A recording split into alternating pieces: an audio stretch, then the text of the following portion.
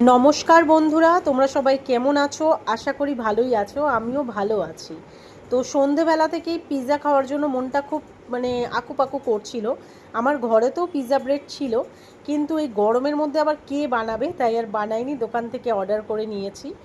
আর দেখো, আমি করেছিলাম মিডিয়াম সাইজটা, বাট আমি ভাবতে পারিনি যে এতটাই ছোট আসবে। এটা অ্যাকচুয়ালি তো স্মল বলে, মিডিয়াম বলে না। তো যাই হোক, তো অরিগানো চিলি ফ্লেকও ভালো মতো করে ছড়িয়ে নিয়েছিলাম। এই পিৎজা ব্রেডটা না খুব হার্ড ছিল, বাট চিজ ভালো দিয়েছিল, বেশ সুন্দর চিজ ছিল, বাট ব্রেডটা ভীষণই হার্ড ছিল। আমার অতটা বেশ ভালো লাগেনি পার্সোনালি। আদারওয়াইজ চিকেনের কোয়ান্টিটিও খুব ভালো ছিল, বাট ওই একটুখানি হার্ড ছিল। এরপরে আমি অনেক দিন ধরে না চিজ কেক দেখছিলাম, তো এইটা খাওয়ার খুব আমার ইচ্ছে হয়েছিল। তো আজকে ভাবলাম সেটাকেও আমরা অর্ডার করে নেওয়া যাক, দেখা যাক।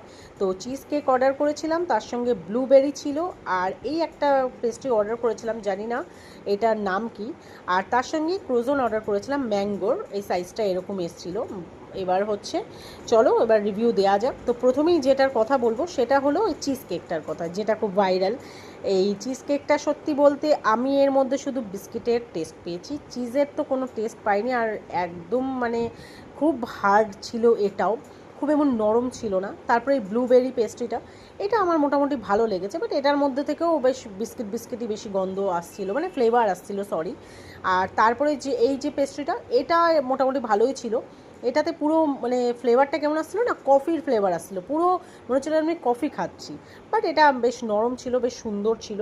আর তারপরে এই ক্রোজনটা, এটা ম্যাঙ্গো ক্রোজন ছিল। তো এই ক্রোজনটাও ভালো ছিল।